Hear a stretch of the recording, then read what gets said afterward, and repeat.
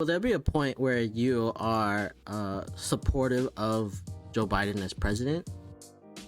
Unlikely. Will you? Unlikely with how much. Like, So there's never like even city. if he is like all this comes down, he's the president. You won't support him as a president. If I felt like this was not a stolen election, if they were able to do an audit and to actually like provide, the reassurance that this was a free, a free election, then I would accept Biden as the president. Hey there, welcome to the Gluten-Free Organic Thoughts podcast, where you are encouraged to express your natural thoughts and views through casual, meaningful conversations that hopefully can lead to learning and understanding new perspectives. To find out more info, visit www.gfothoughts.com. Now, here are your hosts, Michael Wong and Robert Din. We hope you enjoy this episode. Welcome back to Gluten-Free Organic Thoughts podcast, everyone. I'm Robert Din, one of your co-hosts. Today we bring back Tara. We welcome her back, our homegrown conservative political pundit. And as always, we have our other co-host, Michael Wong. Welcome back, Tara. How are you doing? Hey, I'm doing great. How are you guys doing? Good. Can't complain about the weather. Yeah. Oh, it's.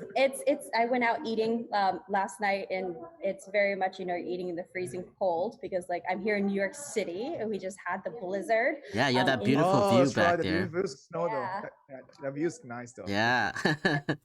Indoor dining is banned by Cuomo, so we all have to freeze our tushes off outside. Go out to eat. Outside. Yeah. Yeah. They don't put up heaters and stuff? They have heaters, but it doesn't help so much when you're in the 20s or 30s and the wind chills coming at you. No, of course not. So last night I went to enjoy my I went to a pretty nice restaurant. I was having caviar, and I'm like, I was afraid I was going to be dropping the caviar all over the place.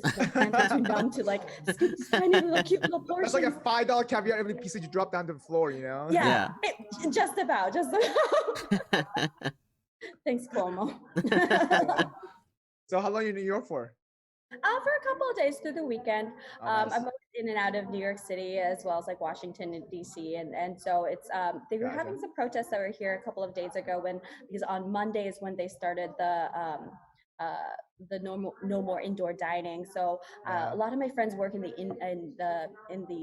in the restaurant industry, so I was trying to stop by their bar. They're like, actually, we've been closed all week, and we just found out that we're not opening for the rest of the year. Wow, for the rest of the year. Wow.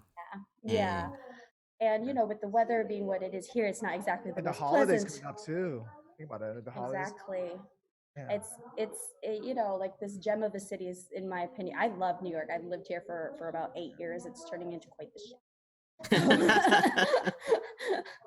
It's sad to see that, to be honest with you, but hopefully things can shift around sometime next year, but yeah, if people can handle the wind chill and the cold, definitely go out and support the local businesses, support their local restaurants.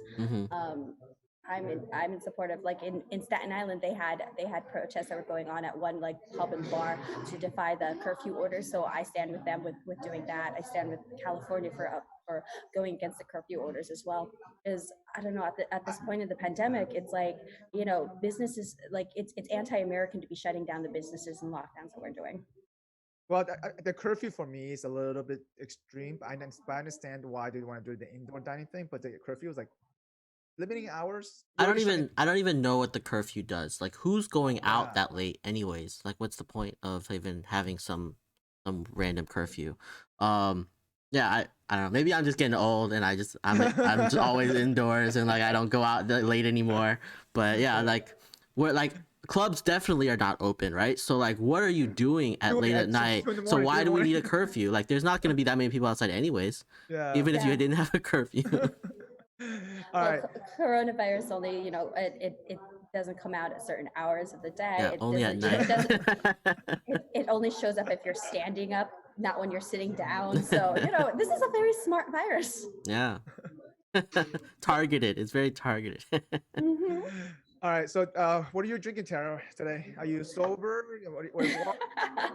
I was going to have a beer, but I went with a water filled Starbucks cup instead. Nice. Talk It's a about Christmas Starbucks cup. cup. It's a Starbucks Christmas Wow, cup. you Starbucks guys cup, are it is. all into that. I don't think I've been. I don't think Starbucks. I've been to Starbucks in like years. I'm I need drinking wine. Like I got my rosé as usual. So I'm gonna go eat at Raoul's tonight, and so that's a nice French restaurant. So I'm gonna save my boozing up for there. okay, nice. Drink water from a flask right now, though. that's a very unique flask, very flat, like a tiny. How thin is that flask? How thin is it? Oh, it's quite small. It's quite small, but it's convenient for putting it into like a backpack or anything. Oh, nice. Oh yeah, I see you have the water in the flask. Yeah. Straight up vodka. It's actually vodka. Yeah. I am Polish, so you know, no zdrowia. All right, so Tara, what have you been up to? I think last time we spoke was back in what, June, July? Or was it? No, it was in October. I want to say October, Yeah, right? I think it was October. No, October. Yeah, it was, early October. It was right before the election. yes. It was right before the Yeah. election. Yeah. Yeah. Election day was pretty crazy in DC, and then now that we have just a lot of protests that have been erupting in DC, so I've been, you know, capturing on the ground footage and running around with some of the movers and the shakers of the Stop the Steal movement. So since then I've been not only in DC, but I went to Georgia for the Stop the Steal rallies. I went to Arizona there too, and then multiple protests in DC. And then even just here in New York City, like, I don't know, I just somehow, like, my spirit tends to gravitate towards protests. I'm just going out to dinner, a casual dinner one evening with one of my friends in the car. A protest comes right in front of the car, and I just look at him and I'm like, bye, and I jump out of the car. Wow. You just told him peace out and then just walk go chase after that? Yeah, literally, I looked at him, he looked at me, he's like, oh no, here we go again. and I just like ran out of the car. I'm like, bye. So, Sarah, let me ask you this during election day. Tell us a little bit more about that being there. Just want, like, you know, get a from your view perspective. Well, election day was pretty interesting because, like, BLM Plaza, which is in front of the White House, that's the area that's like covered with the signs, and so with that, I was around BLM Plaza. They that was the day I also took down some of the signs and headed towards Harry's. Harry's is like the safety area for conservatives and Trump supporters. Okay. And so I had a little bit of a crowd starting to follow me. So I'm like, all right, I got to get to my safe zone, which is Harry's. And then so I was watching the results come in from there. Everybody's celebrating because we're like excited. We're like I believe in my heart that Trump had won. And so seeing how so it was a very lively party. But you know, like when she went to sleep, the results changed every time we went to sleep. So what I learned as conservatives and as Trump supporters, we shouldn't have gone to sleep because results changed in the middle of the night, like 1 a.m. to 3 a.m. Like the results would change. So that to me was very suspicious. In the beginning, I remember that election night. I remember it was pretty close, and like towards around 6 p.m. and then. But a lot of states still didn't count. I know certain states doesn't count the mail-in ballots until later, and certain state counts the mail-in ballot earlier. But I knew some of the states wouldn't finish counting that night because they already announced that ahead of time. They're like, "Hey, we're not gonna finish counting that night." So and then with the number of mail-in ballots, like it was impossible to count all of those starting midnight on November 4th, right? Like it was impossible. To me, it felt like a 2016 election night again. Like you had to wait and all the things like that again. I was like, oh great, you know, here we go again, that type of deal. So it was definitely an interesting counter. But so you were down there, right? You were so you went home, and the next day morning, how did you react to that? I'm just wondering, like. You know, like some of my friends had a sixth sense that something was going to happen overnight.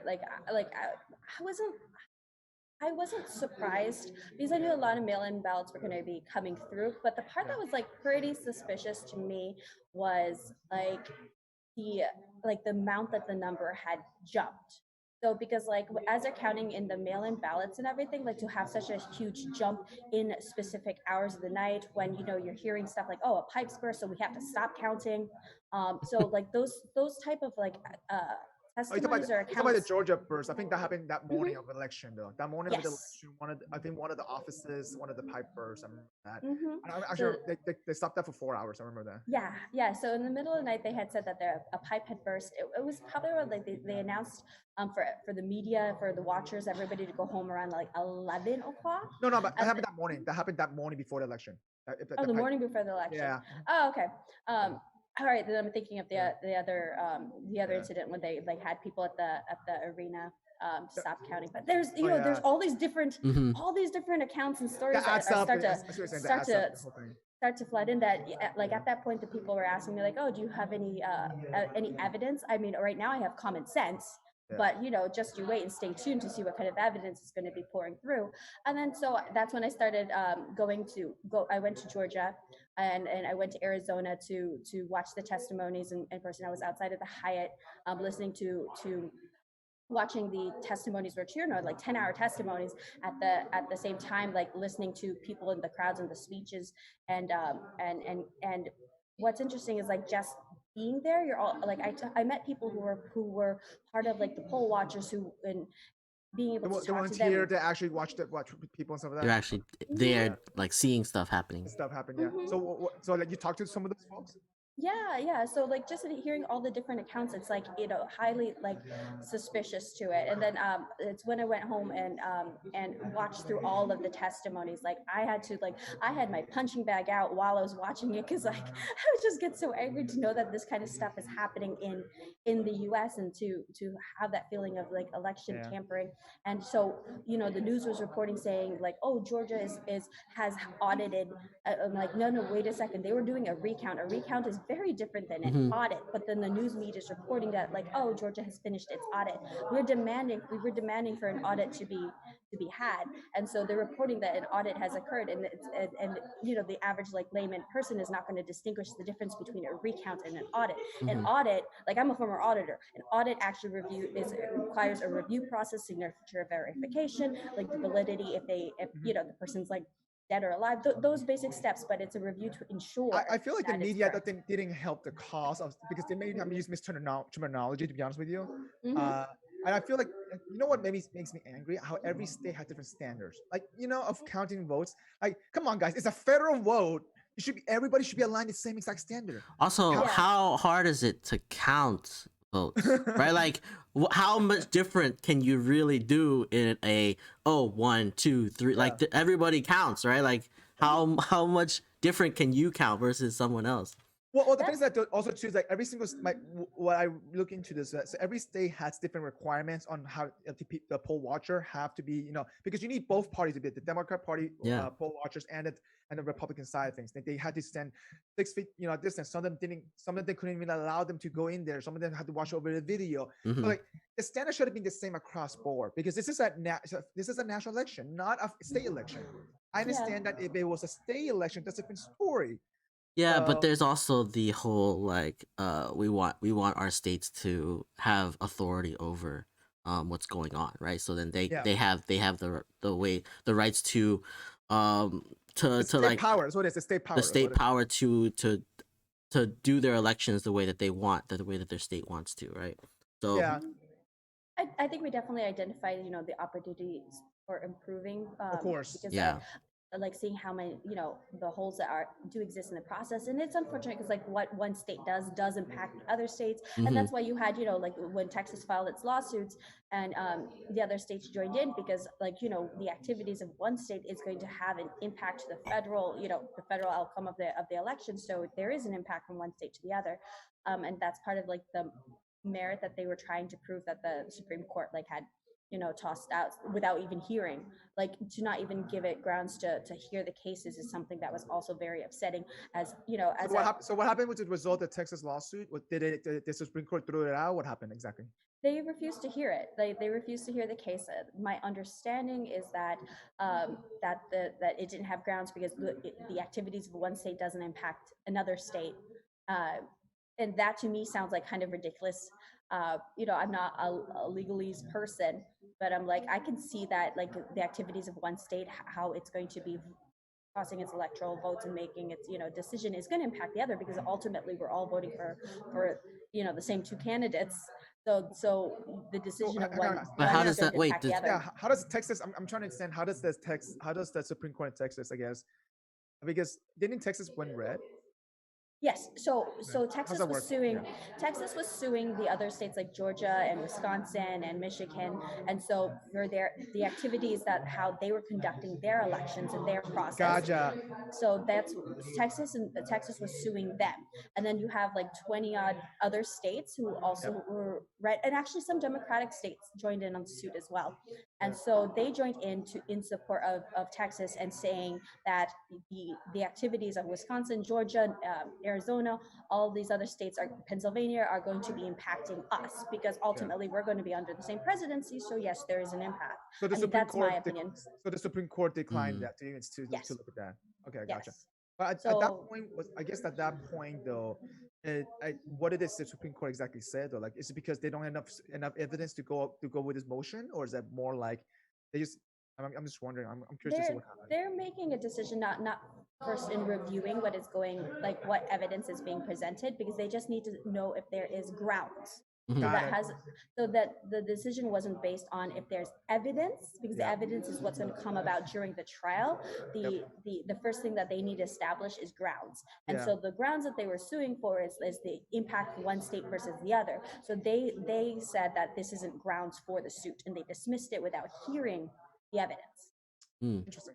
Okay. So I don't know. And that might be a legal matter, issue, yes, right? yes, Like that's a whole different thing. no Sorry. precedence and all this stuff. This is above our pay grade, by the way. Right. This is definitely above all of our legal pay grades. Like we don't know anything of the stuff, but yeah. So that's probably there's probably a lot more that goes into it with all the legal stuff. Like legal stuff is always so complicated.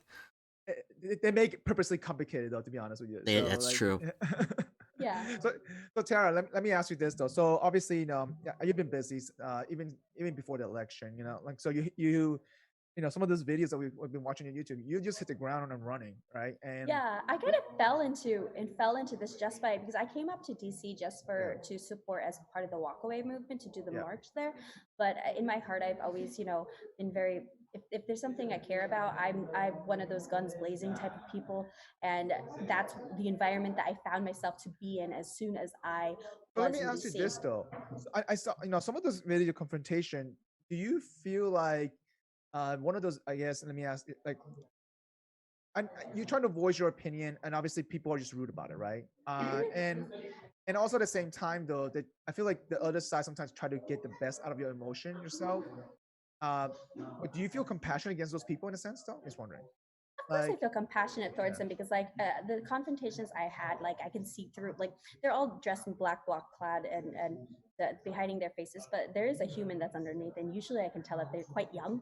And then even when you try to engage them into a debate or a discussion, the type of arguments that are used, you can tell it's the person is probably less informed, less educated, like some basics, for example, with like anti-fascism, like you can ask them like, what is the definition of fascism, and instead they just retort like, oh, aren't you anti-fascist? Or like they don't have an answer to something as basic as what is fascism. And then even when I joined in to observe one of the BLM protests I came across here when I was here in New York a couple of weeks ago, that's the one when I jumped out of the car and just started following them, because like I was on my way just to dinner with my friend. And I started asking them. They were shouting. They were saying, say his name, Vincent Truitt. And I asked the people there. I was like, "Who's Vincent Truitt? I'm, please educate me. I'm not aware of the story." And they're looking at me and they say, "Who's?" Well, I don't know who Vincent Truitt is. I'm like, "Well, why are you saying to shout his name? Like, why would you be protesting saying say his name if you can't even tell me who is this guy? What happened to him? Who's this stand for? Yeah. So they would just say like, oh, I'm just here marching for BLM.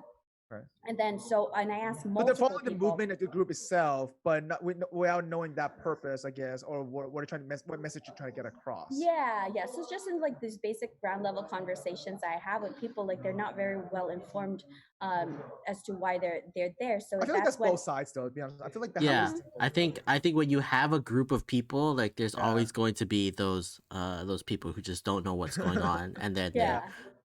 they even do like there's like the talk shows, they always have like a man on the street or something, and they ask people like very simple questions, and people, I feel like they probably just show the worst of all the clips or whatever, but there's always people that are like, I don't know where the US is on the map, right? Like that, like stupid stuff like that. Barely informed, barely Yeah. informed. Like the turn the United States upside down. What country is this? Yeah, I saw that one.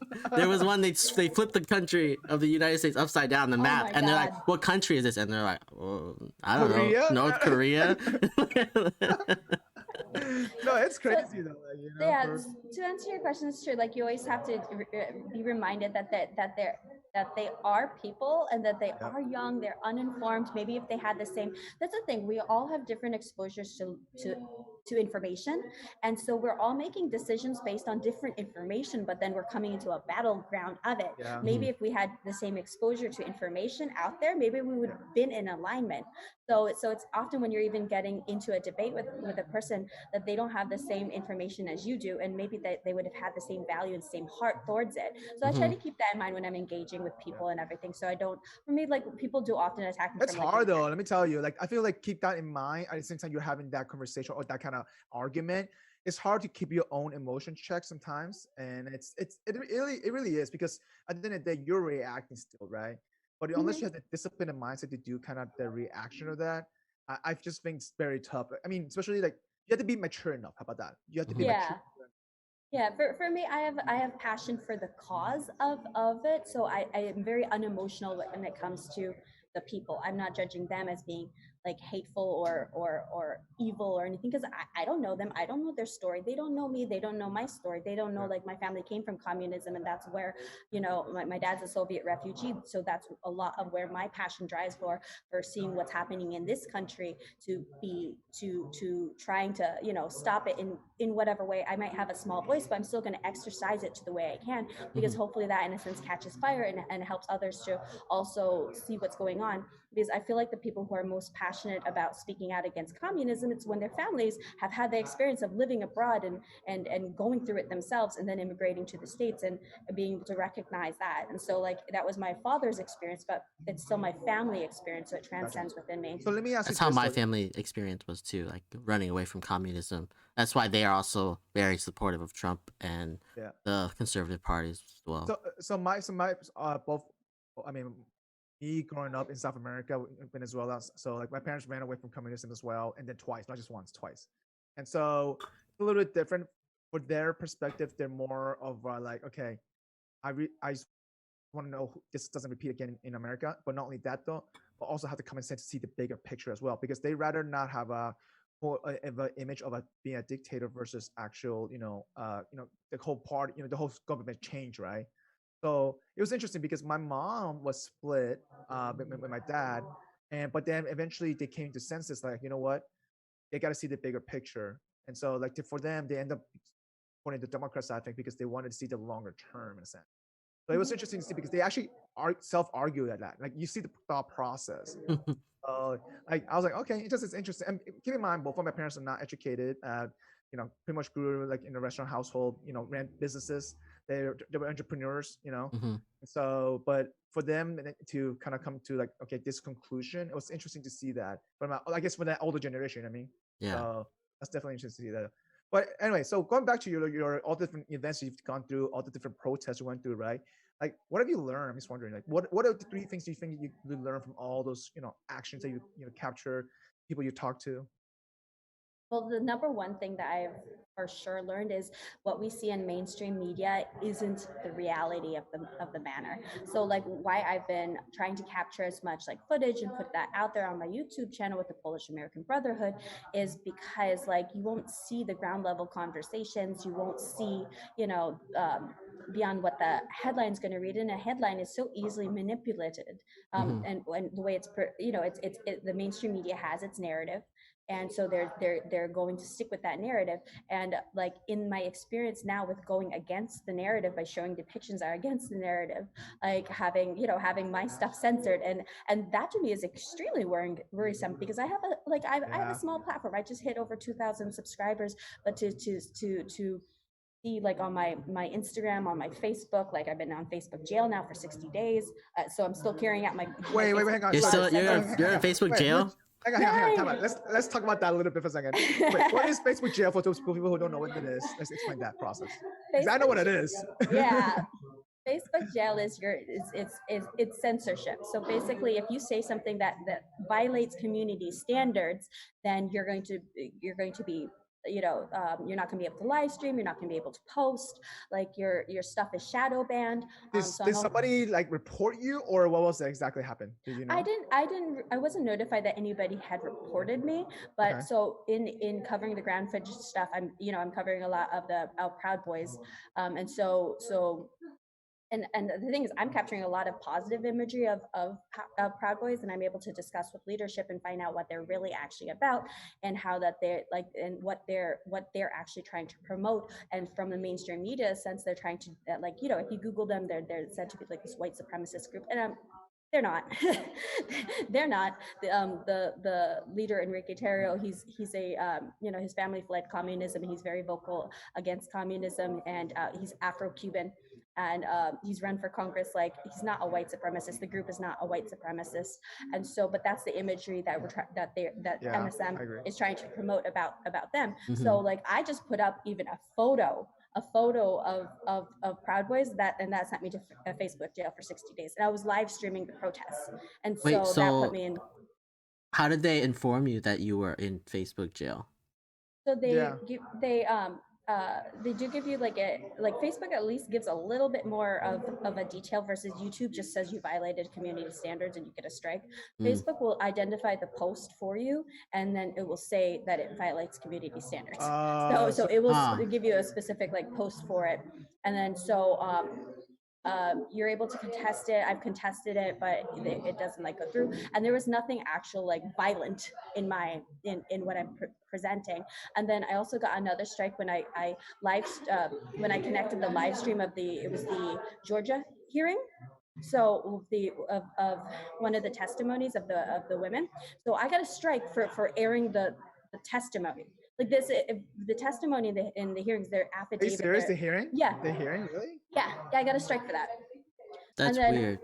Yeah, and so I'm like, if something that, I'm getting a strike for showing the live hearing of it, and then a couple of my other friends, they've gotten strikes for any discussion of voter fraud or contesting of Biden's win.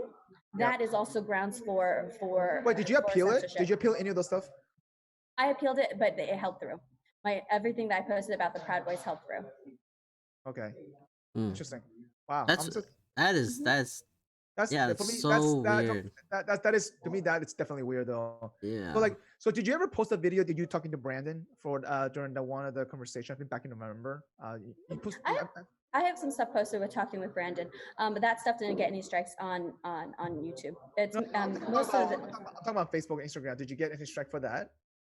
Actually, I didn't post anything with Brandon on my Facebook or Instagram, so I did not receive any strikes with that. But for everybody who's tuning in, please subscribe to his backup channel. They took him off.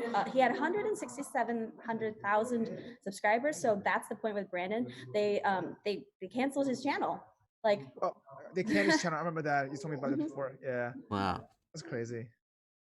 I can't believe it. Just a post of a hearing is enough to get flagged. I also saw another thing. Was that your second one, or is that the first time? I've done 3 or 4, so my okay, case. So that's still crazy though. So you might be on a list or something. Yeah, she's in the blackout list. Yeah. Yeah, and it happened so fast because all those strikes came in the same day, literally days apart. So in which case, if I suddenly disappear off of Facebook and everything, so I've been sent off to the Facebook gulags, and but my account's on warning to be terminated. So on Facebook, I mean, it is what it is there, and so I've started. Is this your personal account? This is my personal account. This is my. I feel like it might be somebody reported it. Yeah, me too. I gotta think that's If it all something came on the same day, it seems like it has to be somebody had somebody to different had to like report it. flagged it, and then they just started. Yeah. I don't know. targeting me. Are Yeah. you gonna I'm definitely being targeted now. Like after this weekend's events and everything, like Antifa, like at the Antifa Twitters have been posting like my image. They're like, oh, where does this girl work? And I sassed them back and I sent them my YouTube channel. And then somebody's like, oh, you're making $5. I go, still $5 richer than you. so let me ask you this though. Did you end up making a backup account or no? You make another account? I'm gonna start making a backup account for all of for everything, because like that you just gotta like I said, my Polish American Brotherhood now has like 2,000 subscribers and everything, but like the amount of work and time it takes to be uploading everything, and then also the effort, you know. the effort, it's a lot. So And as no, I- that you're risking your lives, to be honest with you, because you're out there running into the I know. action though. That's just Every video I watch of you, I'm like, oh my Yeah. god, like this girl's trying to get killed. Hell, Like that's what's happening. Literally. and that's the sad part though, like what in a sense like it's justified to some people to actually cause me physical harm for what pulling down a sign is it's their First Amendment rights to be putting up the sign. It's my First Amendment rights to be taking them down, and also a form of protest. Like I view Antifa and I view BLM, these are domestic terrorist organizations. So let me I ask you have the this. right to Actually, say can we it, get and actually raise can we awareness to that. can we get into that piece? All right. So you mentioned that a couple of times already. Like you Antifa, I understand that. So why BLM? Just wondering. Can you give a little bit more example why? Oh, because BLM is also, they're all part of the, in a sense, like the same arm. I do feel like BLM, like it's a Sorry, beautiful statement. So the, like it's a perfectly crafted statement, because it doesn't allow much room for a distinction between the organization and the words, because the words itself, Black Lives Matter, is very Yep. true. It's a beautiful phrase. And but to have it like you can label an organization Asian Lives Matter, and that to me is not going to like make Oh, any difference as to what the organization is. So the organization was founded one thing, actually, right, in the beginning, right? It was founded, but then do you think that evolved and that's changed? That I the think purpose of the organization? I don't feel like the purpose of the organization in a sense has changed. It's how it was presented is different than what it actually is. Because like when it first came out into the, well, not when it first came out into the scene, when it first came into the scene with George Floyd's death this summer, like I went to the website right away to look at like what is their mission statement, what do they stand for, and so the like I'm not for like defunding the police. Like I think you need to increase funds in order to improve something. I think you need to increase standards. You need to increase training in order to effectuate change. And then and places that have like higher levels of violence and everything that they need to be more policed to protect innocent people. So when the police are being told to stand down or not be there, I think that's going to make worse problems. Like I see it here in that New York makes sense. City. I Yeah. see it like in Portland. I see it in all these other places that like now that I'm actually going to and witnessing in firsthand. So in the organization statement itself, the organizers are self-proclaimed Marxists. So Marxism with introduction of like communism, and then Oh, you're talking about the one of the founders. I know you're talking about, because I think there was one of the founders that kind of believed that back in the days. I mean, she even I think published something about that. I don't remember. But you're talking about one of the founders. But overall, though, the organization, I don't think, in a sense, that that's what it stands for, though. I mean, in terms of I guess the way that the movement, I think when this came about back in 2012, right? You mentioned this before. I think it's 2013, 2012, forgot. But I know you're talking about one of the founders kind of believe in Marxism, and she even published something about that. But overall, as an organization itself, I don't think they stand behind that, though. Or at least the way they portray stuff, information, because. And this is, I mean, at least from what I've, the way they view things, is supposed to be decentralized network of activists, right? That kind of like work together for the same purpose or cause to try to deliver this one social justice message. And I think it's grown over time in a sense. I mean, but you mentioned that you consider them as a domestic terrorist group in a sense. Because if they're engaging in burning our cities, in looting, in and harming other people, like those are acts of terror. If you're using suppression, like, or if you're using actions of force and violence to be suppressing those of opposite opinions, or that, like violence for use of oppression and terror, that's by definition But terrorism. that doesn't seem like what they're preaching, right? Like they're not saying that those that like I've never talked to anybody who's pro Black Lives Matter who is also pro the looting and the Correct. Yeah, I mean, violence. I haven't encountered that in LA, especially in LA either, though. To be honest. Yeah, so like there's like I feel like associating them is kind of like associating like the KKK to the conservative movement, right? Like I feel Yeah, like it's they're not true. they're they're also on the same sides, but they and they also do crazy bad things, but then they're not really related, right? Like they like nobody's saying that those guys are like they're not on like they're not like like proponents of that group, That's why right? the statement of Black Lives Matter is going to be taking on the meaning to it's going to be different according to like who you talk to and everything. So, but what I'm speaking to specifically, like with the organization and then also the actions, like because like if they're to say that because the amount of sheer damage that has been caused, like it's billions. So these are not the actions of one-off individuals that you had an oops moment. Like this is a collective action of a Yeah, lot of but people I know causing. what you're talking about because I was there for the riot in LA, right? And let me tell you, I remember Billy's like, you know, even my roommate went downstairs. She's like filming and everything, stuff like that. But I feel like that because I know the protest happened on one side of the area and then the riot happened in the other side. And I felt like it was two different separate group of people. It literally, it felt like and it looked like it was two different group of people because I remember seeing was called, even my roommate said that hey, all these people who were protesting ran over to the riot to stop that. So it was like I feel like all the it's a protests, different movement though. Yeah. all the protests aren't going to be violent. Like the one I witnessed here in New York was not violent. It was people marching down the street towards Washington Square Park, and so there was nothing violent. I disagreed with the words that they were saying, but at the same time, I don't need to agree with it with the words that they're saying to agree with the fact of protesting. Because I'm definitely all for about protesting. It's important to protest to keep the government in check, because the government is made up of they get their power from the people, so it's important for the people to be always protesting. So I might not agree with the words that are being said, like in this particular like protest I witnessed from BLM, but at the same time, like I support their right to be in the streets protesting, and I didn't see anything like they weren't damaging things, they weren't being aggressive to people. Like I didn't witness anything of that from this particular BLM protest. But on the other side is like I have witnessed is also like when you see like the writing this and that it's too much, and now it's all clouded together. And like that's why I always have to distinguish like there's a distinction for me between the statement Black Lives Matter and the organization of Black Lives Matter.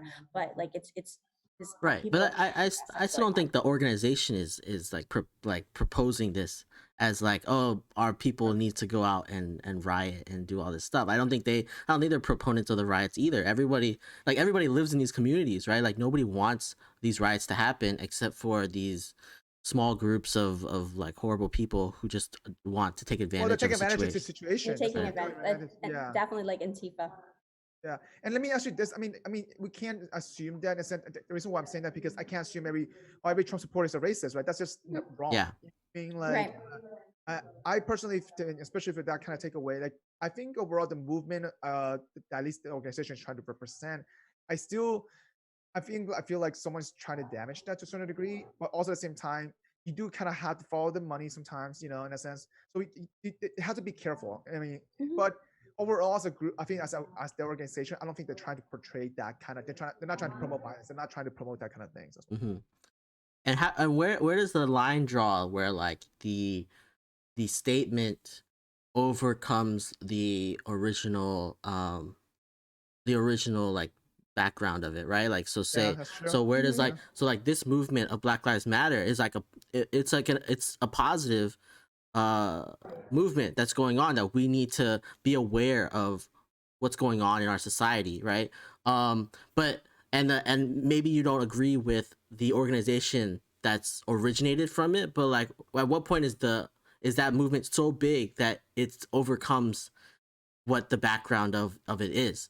Something like, so like just take an example, like the swastika was used in Buddhist times, like to represent peace and all that stuff, but then later on the movement of Nazism and all that stuff like overtook it, right? So like now that's what it means. Like where does that line draw? So I think we need to see it's that association. Yeah, we need to see if at this point this movement has overtaken the underlying like how it started. Yeah, 'cause well, it's I that do. fine line. Yeah. Yeah, because I believe like they're like the initial intent, which caught a lot of good spirited people. It I feel like it hoodwinked them into now what we're seeing with the damage to have caused. And so when you have like that, when like I said, like the amount of sheer damage that has been caused, this is not a couple of people going astray. Like Yeah. it's more Maybe than they that. need a rebrand in general. Rebrand. Yeah. So Tara, let me ask you this though. So now that I know you've been posting a lot about the hearings, the recounts and stuff like that. Now that most of the states come out, what are you thinking? What your next moves are? Like, just wondering. I know that they kind of, I think, Robert, I think they officially announced it, right? That Biden is the next president. I think all the hearings came out, right? All the hearings are done. All the Well, there's still going to be another, like the January 6th is going to be the next like step. So things aren't necessarily like over. Okay. You had the electoral vote that occurred on the 14th. 14th, Yeah. yeah. And on the 14th, but January 6th is the next like big date in the constitution like process that we're going to go through when when they voted, the electoral college voted, Yep. it's like sealed, and they're going to be like, I don't know, reviewing that, or but I have to still do my research to that. But January 16th is going to be the next date. I know there's going to be another Stop the Steal rally going to be in When is the inauguration? January 20th. Okay. So it's 4 days Yep. before the inauguration. Okay. Yep, 14 days, 2 weeks before inauguration. So you have the 6th, Isn't it weird how long it takes to go from like electoral college votes to we know what the results of the electoral college are? Well, I Isn't think it that's a kinda good thing weird? because you want in a sense justice and to Yeah. be slow to ensure that there isn't mistakes, that like the founders, like when they put this process into place, like they definitely knew what they were doing. This is unprecedented for a first time that we're experiencing this as a country, but I agree with it being a slow process so we can take our time. Well, I feel like this whole voting process could be evolved to our time. Right. The founding fathers didn't they didn't know how technology would grow, right? Like how Yeah. technology would become, Yeah. where like, and they didn't understand that like, oh, now like in 2020 all of the people are like so involved in Instagram and instant gratification and all this stuff that like they want to know right away what everything's happening, right? That's true. Wait, they just want the results right away. That's Yeah, what we they want everything like drop of the hat right now. Yeah. So what's Tara? What's next for you? Now that obviously are you? I'm sure there's going to be some other protests going on, things like that. But like, what you have any plans coming up next? Yeah, so January is going to be a busy month to be in DC quite often for the continued Stop the Steal and also inauguration. But another in finding myself the last like couple of weeks and finding where my passions really lie is Okay.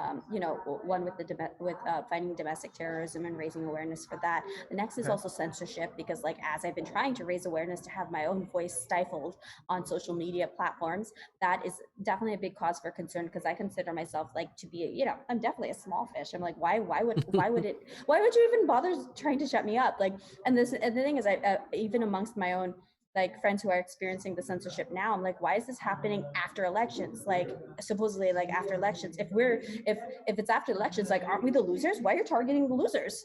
Like, so to me that's very suspicious as well.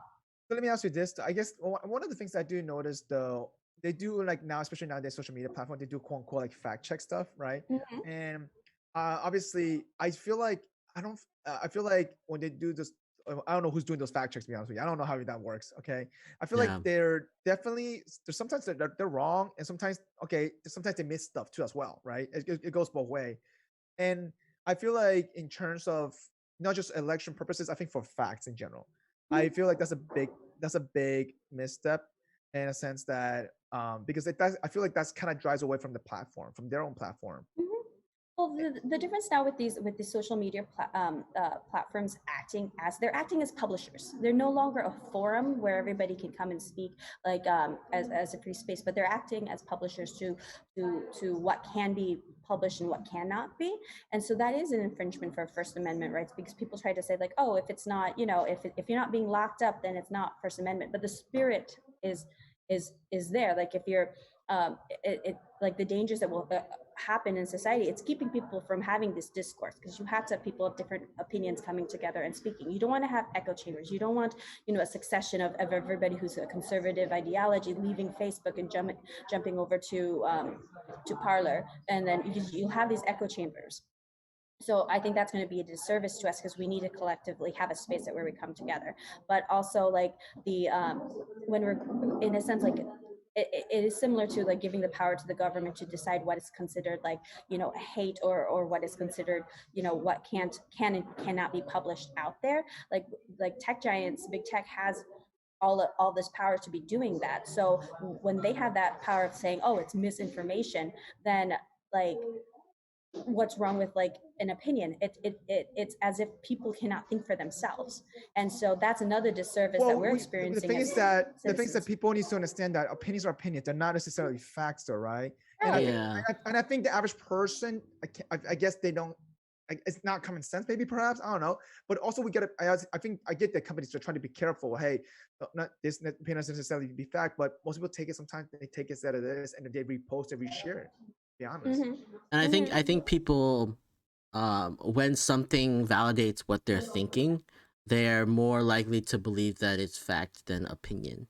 So then it might be that Facebook needs to identify opinions versus doing some sort of fact check, because their fact checks are not normally very good. Every time you go to a source, it's never the right source. But like you'd have to always do more research afterwards every time something is written. Guys, I have to plug my laptop in, so I'm gonna move locations. Give me 2 seconds. It's fine. Okay. We're gonna take a break, though. All right, time to take a break. Okay. 2 very boring minutes later. I'm lagging badly. You're lagging badly. You want to reset? Much later. I'll reboot. I'll be right back. This is Much later. It's the Robert Show. Oh, oh, oh, oh. Woo, woo, woo, woo. It's the Robert Show. What? Much later. All right, welcome back.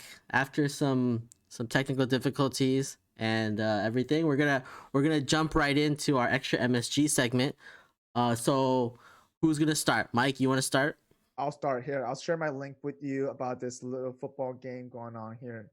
Keep This in mind, little football game. yes, it's little kids playing football. So Okay. you can watch this. I just shared that over.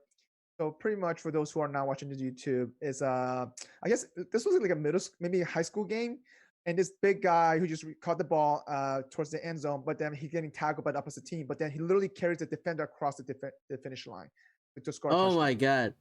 So oh my god, he really carried him. Yes.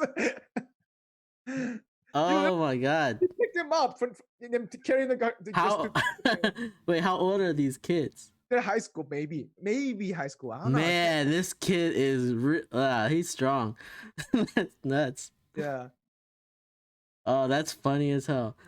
Like when you're growing up and you're like watching all of these like football players and basketball players, like that's what I like. I was like always like, oh, I'm like picturing it in my head, or like playing through how I would, like, if I was like the main character in the movie or whatever. And I'm like, yeah, that's what I'm gonna do. I'm gonna play football, and then I'm gonna drag everyone wherever I go. Which never really happened, because I'm not like built for that. But like, yeah, he's basically living out my fantasy. Yeah, so that kid missed the tackle, and did he miss it? He's on the guy. That's true. He's on the guy, stuck on there. Yeah. How about you, Tara? You have something funny to share with us today? I'm gonna send you to some memes that have been getting me through my day. Oh, I'm excited for this. Some meme. Yeah, I just sent it to the group. Oh my god. New York City dining. Oh my goodness. Yeah, so that was like basically me last night, and probably me again tonight. And but I love NYC dining, so, and I feel like that is crazy. Go out there and For support people, our restaurants. For people who are watching or who are listening, it's basically 3 guys in the snow at like a table, and like they're basically covered in snow everywhere, and it's just they're outdoor eating. Outdoor. I think they have Chick-fil-A. Is that Chick-fil-A? That looks like Chick-fil-A to me too.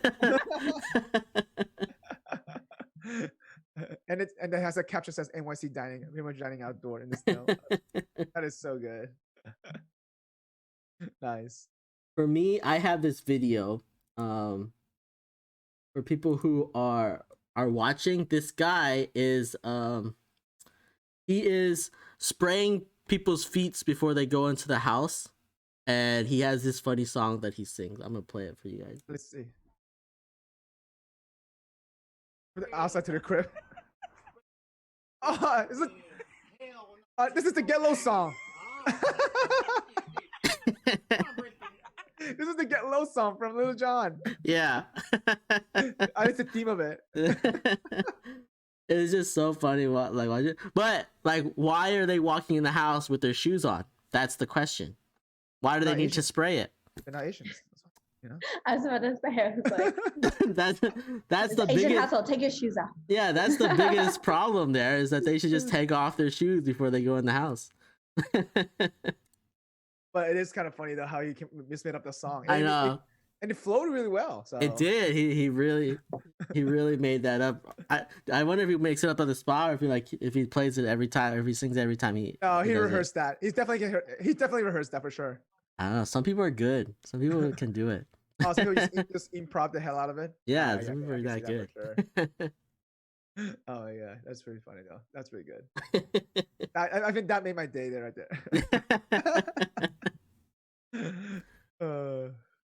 All right, let's get back into it. Where were we at? Tara was going to tell us what she's going to do next. Oh, that's true. Yeah. So as elections are, unfolding as they are, yep. The next big passion I have is for media censorship and taking on like big tech. I don't know what that's going to look like. I know that I have some friends who are also involved in the movement for that. So they're planning on protesting over at Silicon Valley. So I'm going to fly out to the West Coast. And join them do you think that it's going to be that active though out there? Do you think? I mean, with big tech, with big tech, that's where it's going to be at in terms of like protesting in person. Gotcha. And like, raising awareness online. Hopefully they don't shut you down from raising that awareness, but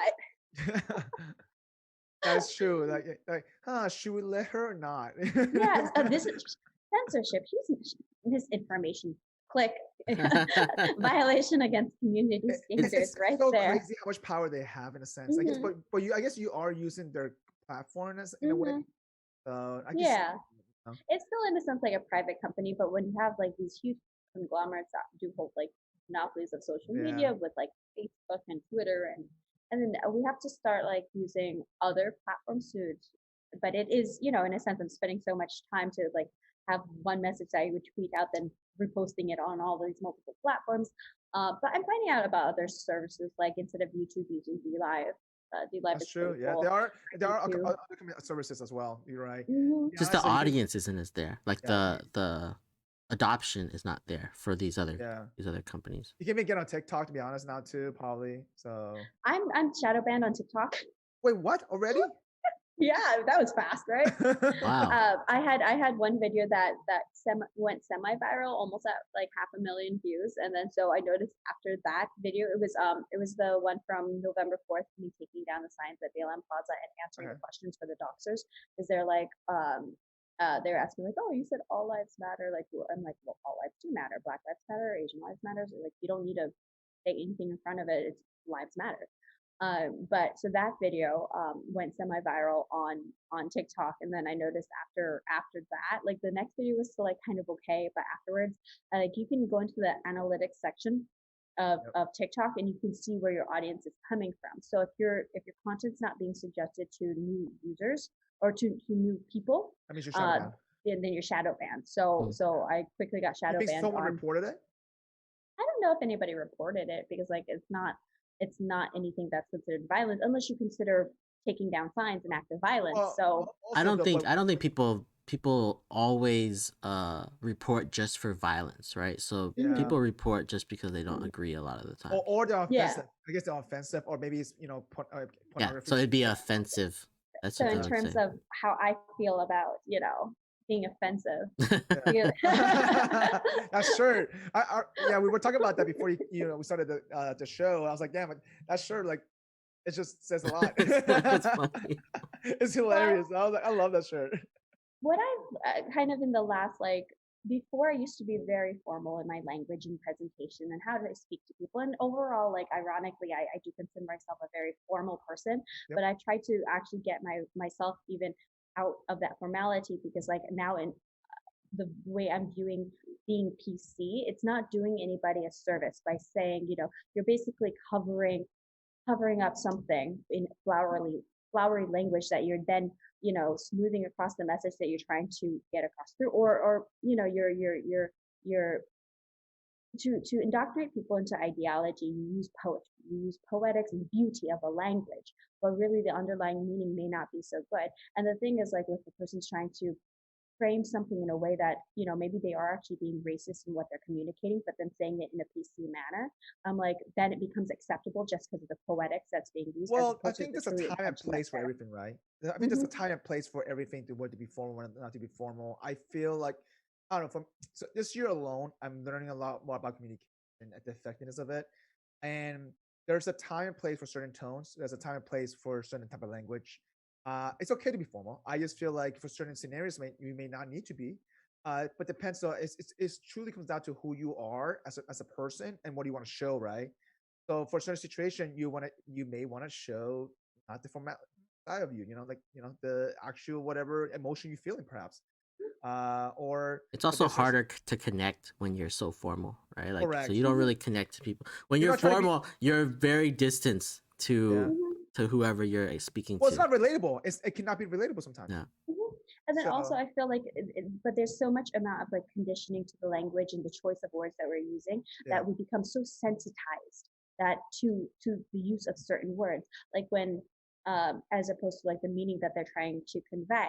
And so that's why I'm like, if people are it's conditioning to be things that are offensive. So like if something that I'm doing like is now considered offensive, like the dictionary definition online changes every single day as to what's considered offensive or not, and based on like what agenda they're trying to push. For example, with Justice Amy, when she used the phrase sexual preference, and then there was that whole uproar about her using sexual preference when every other politician has been using the phrase sexual preference till then, and then overnight the online Webster dictionary then relabeled it saying offensive next to sexual preference when it's a phrase that has been used. Wait, hang on. The dictionary has like words that are offensive. It says that it's being labeled. Things are being labeled now, and this is a difference from when like it wasn't that big before. If you go onto Google and you type in sexual preference, there's going to be underneath, it's going to say offensive. And then if you choose, like, if you type in like certain derogatory words or whatever, it will like label it as sexual offensive. preference. Though the sexual preference part of it is more like, I think it's an old terminology, right? I think they did put something about being offensive in a sense. But that update occurred right after Justice Amy had said it, and like even in magazines that were geared towards for the gay communities were even using the words using that phrase up to 3 weeks prior to that. So it's only when, in a sense, a person who is controversial on the right side uses it overnight. Webster Dictionary relabeled that phrase online as offensive, and so I feel like that's something that's happening in today's age. I guess I don't see that right now. So like I just Googled it. I don't see I don't see that right now. Let me see if they changed it. Yeah. I saw it. I should have screenshotted it. But I saw it. You should have definitely screenshotted that. That would definitely for sure. I don't see that anywhere.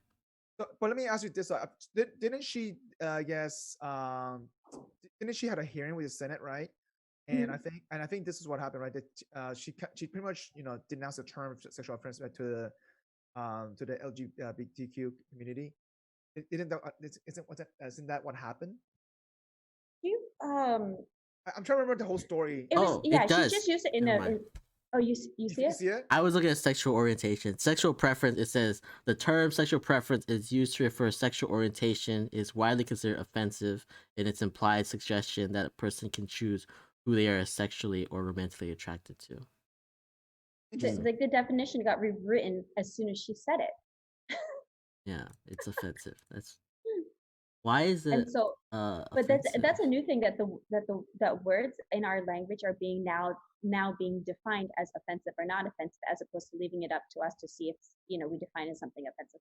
Like there's in I'm Polish, there are terms that are considered derogatory to other people and not, but if it's used within the lingo, it's the way it's used, the intention behind it, whether or not it's going to be actually offensive or And not. this is the Supreme Court what's called nominee, right? Yeah, she was going through her hearing, and so just in when they were asking her questions about like her views on homosexuality, I believe, and then she used the phrase sexual preference, and then it was a huge uproar from that was the takeaway. I'm like, of everything she had said, that was the takeaway from that I feel particular like hearing. they It was nitpicked crazy. that a little bit. They nitpicked that for sure. Out of I didn't hear the whole hearing piece, but I think that I remember seeing articles of that, but I didn't know what the whole story behind it was that in the beginning. But they definitely nitpicked that. I'm trying to think. Like sexual orientation seems like a scale, right? So it doesn't seem like binary, at all. I feel like there's a scale to sexual orientation. So like a preference could be that like you prefer a woman over a man or vice versa, even But though so you're that attracted that's to why both, right? Like that's why possible. it's so it's like in choosing terms that are PC and what's not PC. Even like when we were growing up as kids, like it was a misnomer before when people the teacher was like, oh, everybody sit crisscross like Indian style, and now we've updated our language using the word Indian Native style. American as opposed to like like I like it. Yeah. But Indian giver or something. Indian giver, or like those were phrases that were back then, but updated to whatever colloquialisms now. It's not intended to be like hurtful. It was a correct. misnomer, but it was not intentions are not to be hurtful. But But let me when ask we're you so this, though. conditioned to those words to be triggered by them, and people get so angry. They get so angry over these words. I'm like, you know what? We're at the point that my rights are going to be infringed on because how sensitive you are to the words that we're being used. Let me ask you this then. I know the Washington Redskins got renamed now to a football team. Mhm. Did you think that rename was like they're just trying to be more PC just because they want to be more inclusive, but in a sense, or because they weren't getting paid for the name to the tribes? I mean, like because like Redskin in a sense, like supposed to be back in the day, was it supposed to be offensive, something like that, or as related to some kind of Because You have to have a discussion with people who are part of that tribe to ask them if they find it's offensive for them or not, because like maybe they care, maybe they don't. To your point, if they're not being compensated because of if I don't know, Correct. is it something that is a copyrighted word? Yeah, and so they obviously changed your name just because. And now, so now what's next? I'm actually offended that they just changed their name to Washington Football Club or something. Wait, is that the new name? See? No See? way. I'm more offended that they don't have like something associated with them and they're just a Washington Football Club. I'd rather them be The new add name, something, a hawk or a bird or like I don't know, like a lion. I don't know. Add something. I think they're called the Red Hawk now. Right, Washington Red Hawks. Are they the Red Hawks? No, they are the Well, Washington football team. That's what they're called. Hang on. Yes. If Is like it are we really? gonna say like, oh, saying Red Hawk is offensive, or like anything can be No, you're labeled as right. offensive They actually nowadays. came up with that name. Are you serious? They're just the Washington football team. They're not anything. They're just there's no what mascot are you gonna put up? Yeah, what mascot are you? Yeah. Remember when we were at Seminole High School for and we were the Fighting Seminoles. Yeah, for our Seminole high school team. Seminoles. Yeah. Oh, that's true. So that's gonna be offensive now. It's not meant with ill intent, and Florida means has a does lot of FSU Native gonna change American the tribes. name? Yeah, FSU also they need to change their name like that. Like no more of this. Yeah, no you more can't of do that this. anymore. Yeah, No you more of can't do that. this one anymore. I was like, oh, this is being offensive. That's And then definitely also, offensive. like I always used to use the okay sign. Like, oh, okay. So evidently this has a new meaning That's now. a Trump so I'm sign just like, now. okay. What is that? Wait, what does that mean? I don't get it. It's a Okay, Trump. so it's not a Trump sign. So this traditionally has meant okay, like Okay. like okay. But what I've learned in now using it in today's now, it's associated with white supremacy, and they're like, oh, Really? like it's Hang on, white. I'm Yeah, gonna Google it. they've labeled this. And you know how they as a labeled white it? supremacist. It's because Trump does this a lot. Trump does this all the time. He does this so much, and then Or now such a now stupid it's thing. associated Yeah. with white supremacy. Yeah. That is What so about the crazy. game? Wasn't there a game that used this too? Yeah, Yeah. wasn't it like a tradition? Hang on. Yeah, like you're trying to get everyone to look at it. I never played that game, but I know it was a game. I mean, you look at the emojis on our phone and everything like that. Like, I would always send back to people. I use okay all the time, and then like I saw Trump using it all the time. But that was even remember, I'm a new Trump supporter, so even before I was always just like, all right, That okay, is so you know. crazy. And then also like my aunt is deaf, so that's why I also get used to talking with my hands So a you're lot because okay, mom. Okay. yeah, Now you gotta do a thumbs up. Thumbs no, up. but I have to switch this to a thumbs up because like all of a sudden because that's the thing with things being rewritten to serve an agenda or to serve a narrative.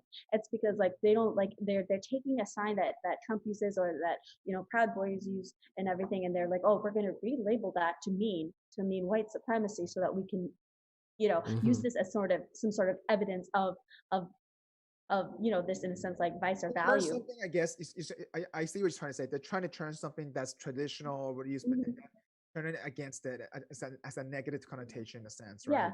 Yeah. That's also like part of what I was saying, where like changing symbols or like terms into something else, where like their original meaning wasn't what like everyone's saying, and I don't know where the tipping point is where we just are like this is the new definition, but like we need to like identify it and we need to like cut a lot of them off before they start because it doesn't like it's getting ridiculous. It's getting crazy. Hey Robert, next thing this is gonna mean fuck you. This used to mean fuck you. Really? Was it this or this? Like one way? No, this. I thought it was this. I thought maybe this. Yeah. Well, this was. This is Texas A&M. Yeah. You don't do this in Italy. The horn. Yes, this is Texas A&M symbol, but you don't do this in Italy. That means evil, the devil, right? It literally means if you do this to an Italian, I fuck your wife. Oh. Really? Yeah. So don't do this. No, it's not. No joke. The devil horns. This means I fuck your wife. Wow. So this is the Italian symbol. Next time I go to Rome, I'm gonna do that to somebody. No, it's so weird that like they have. It varies from culture to culture, but we're changing it within our own American culture. Like if you do this like here, that's fine. It's Texas A&M, but like in Italy, you're aware of that. It's funny that culturally that they needed a sign that says "I fuck your wife." I know. Like I think that's something cultural they need to work on. They need to work on themselves. I want to hear that story, how that sign came about. I'm really curious now. It's because that's just mind blowing. There's a story of like there's this a group of students from Texas A&M. They were in the Vatican and they just had their team win, so they're all like parading around doing this, and so they were arrested. Oh wow! I read that in a book. As I was reading about like the differences of symbols in culture to culture. That is crazy. Like even they like didn't know any better. They didn't know any better. You know? Yeah. He's like, all right, a thin pinky like this. What do you think this means? I don't. Fancy. Oh yeah, it could be fancy if you're drinking tea. Fancy, But so some people like if you go like this means that they're skinny. Other cultures, this means small penis. Oh yeah, like yeah, and I see that. This can also mean that you're gay. So it can mean skinny, gay, or small penis. I see. Okay. So it all varies from culture to culture. Yeah. But when we have these kind of variations within our own culture and it's being transcribed just to put down, like like the okay symbol now turning to mean white supremacy because Trump uses it, it's so beyond retarded. But speaking of you can't use retarded anymore either. That's I know. That's what everyone tells me. But Tara, we're gonna try to get you on the train. I meant it in the French term retardé, too slow, retardé, to a retardé. All right, so Tara, speaking of Trump, though, let me ask you this though. Now that let's say that going forward, let's say they make the election official, whatever, Biden is a winner. So do you still support the Trump or the GOP party? I'm just wondering, like, what is your alignment stance, like, even after the election? Well, because actually I'm still a registered Democrat. Okay. I do believe in certain ideals of the Democratic Party and like how it represents voices for people who are marginalized. The issue I have with it is when those marginalized voices are then in a sense like made to be like really shoved in your face, or like if you're against one aspect of something that that you're against the entire Can you give me spectrum. So for LGBT issues, so like I'm in line really with all of them except for like a person who's a biological male playing in female sports. Now, if I'm going to say that, people can say like, oh, you're against T issues. I see there's a huge distinction in my head between LGBT and then T, because I don't think they're even related, but that's grouped together according to like the spectrum of issues and debates. Okay. So if I were to say like I'm against biological males playing in female sports, like I feel like the accusation that's going to come against me is, oh, you're against LGBT. Now you're But biologically, though, technically they were male first, and so therefore they're gonna have different just DNA in general.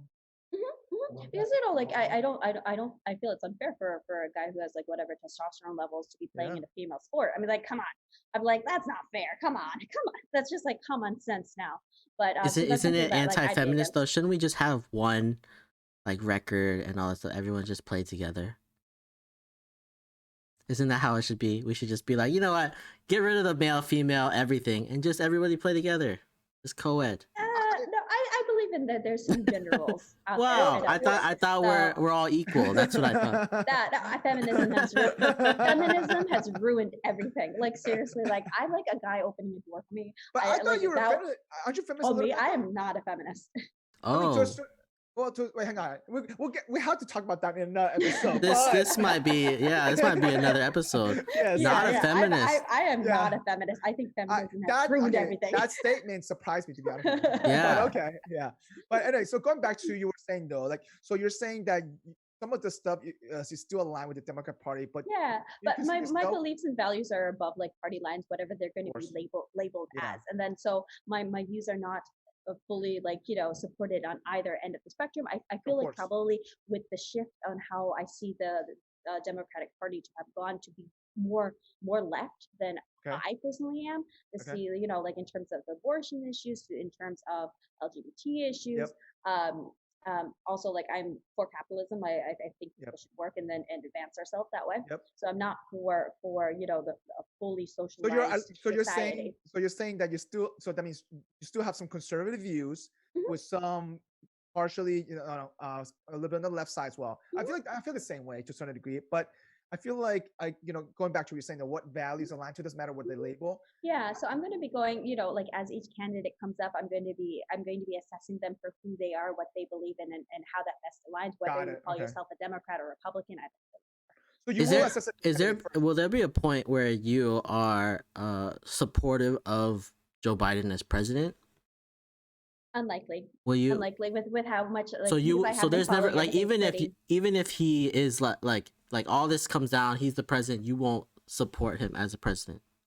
If I felt like this was not a stolen election, if they were able to do an audit and to actually like provide, the reassurance that this was a free, a free election, then I would accept Biden as the president. For him to have received in a sense more votes than Obama when he didn't even come out of his basement, I mean, like. Well, actually, there's a lot of there's I gotta send you this video, but there's actually a whole documentary, not like a documentary, more like the process how he came about. Because to be honest, when I was looking at the Democrat primaries, I was like, Biden came out of nowhere, but then I realized why though, and the fact that he was just waiting for people to make moves at the end of the day, and as soon as one failed, he's just catching they're catching the support for all those people that came in, right? But to your point though, like I feel like in 2016 election, I feel like the same thing what happened with Trump. Everybody thought Trump stole the election as well, right? And so, but let's dial it back a little bit. I think. Also, like you said something like you can't believe that Biden got more votes than Obama, but we had record number of voters this year. So like just having more voters is gonna be somebody who has more votes, right? Like somebody's gonna get those votes, right? Like I don't know if comparing it to a static number is something to point to as like this is why there's voter fraud. So when I'm just like looking at, I've attended tons of like rallies and following like, when I'm watching like live streams and the amount of people that are tuning into the RNC versus like the DNC, the amount of people are tuning into watching Trump speeches versus Biden speeches, it's like you're telling me that when you can't even have a certain amount of, like such a marginal number of people following him on Twitter, then, and and then I have to accept this amount of record people. That makes sense. It makes sense, but voted for him, there's but also he doesn't even have like 4,000 people watching him on a live stream. Well, it depends on Tara. So I feel like there was a lot of people who settled with Biden that voted for him just to get Trump out. To be honest with you, like that's just the case, but not necessarily means fully supporting him in a sense that, hey, I'm going to watch him every single speech, right? And so I think, to be honest with you, I settled in a sense that, okay, you know what, I'm gonna try to, I mean, obviously I'm one of the rare ones. I'm just gonna try to pick best of the candidate, but a lot of people, they didn't like either candidates, but then they dislike more Trump just to get him out, and they voted for Biden. That's what happened, to be honest. And going to the point Robert said, that it was a record amount of people actually came out and showed votes. To be honest, it was just proving that fact, though. But what I'm trying to get to is that, do you really, I guess, because you're a big believer in our democracy, right? You're a big believer in our government. Like, okay. Yeah, because in the future, like regardless of which candidate, if an election is possible to be stolen, then it can happen to any party anyway. And Correct. so like that, it has a bigger implication to me. And so like when I'm seeing that that the states aren't willing to actually provide like investigations and audits, like if you do an investigation and an audit and it comes out to be this way, then that's something I can accept. We'll come back about that a little bit second. Yeah. We'll come back to that point in a second about the state and stuff like that. But what I'm saying is that, so let's say, a lot of the state already officially made him as the winner, whatever it is, right? But the thing is that so are you saying that you're not gonna accept him as your president in a sense because that means you're not supporting our democracy? Is that what you're saying, or is you're saying that because you feel like this democracy? I feel that democracy didn't take place, so there is not a way for me to accept. Yeah, a democracy, like a free-form election, did not take place, so that's why I can't support him. And so, but what does, in a sense, how does that mean? What is that going to play out for the next couple of next 4 years of a presidency and everything? So it's like I would see like. And it's because of what each state did for the election stuff. So, for example, give me an example of one that you think that they didn't do a good job, and can you elaborate on that? I'm just wondering.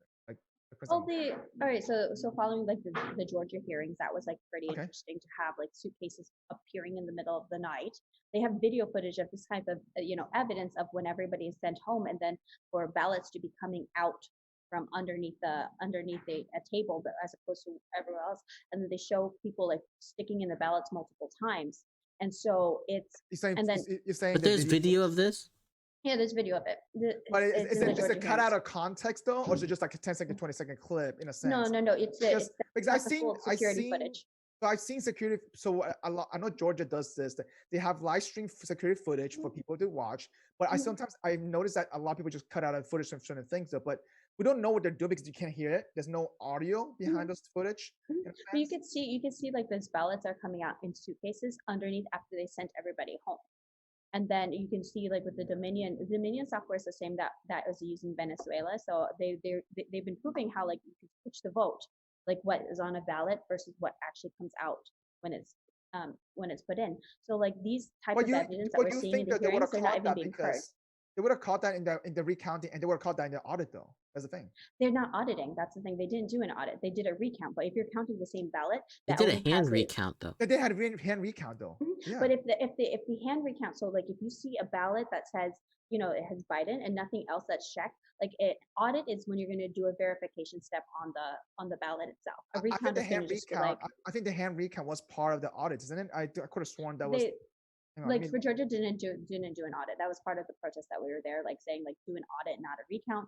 And then the media was saying like, oh, they did an audit, and they were misusing the terms of an audit versus a recount. Because if I'm holding a ballot that says Biden and I count it, like yes, that's a count. I can count it as many times, and it will always say Biden.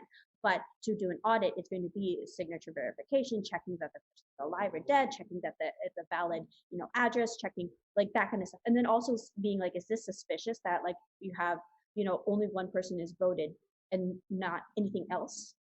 I don't think that's like, I don't know. I know people who will only vote for a president and don't care about what's going on otherwise. Right. But I don't think that's in terms of like the nominally of if you're going to check like what the percentage is versus like other elections, if because most people Yeah, vote down ballot. So it's just looking for those statistic like anomalies to it. Mhm. But they didn't like, so people have been doing like independently this kind of stuff, but it's not being heard. It's not being heard by the evidence is coming out in public hearings, but then it's not being heard from a legal perspective.